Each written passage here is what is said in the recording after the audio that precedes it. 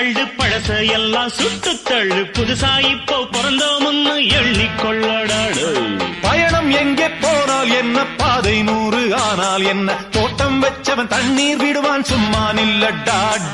ஊத காத்து வீச உடம்புக்குள்ள கூச குப்பை கூடம் வத்த வச்சு காயலாம். தை போறக்கும் நாளை விடியும் நல்ல வேளை, பொங்கப்பாலு வெள்ளம் போல பாயலாம்.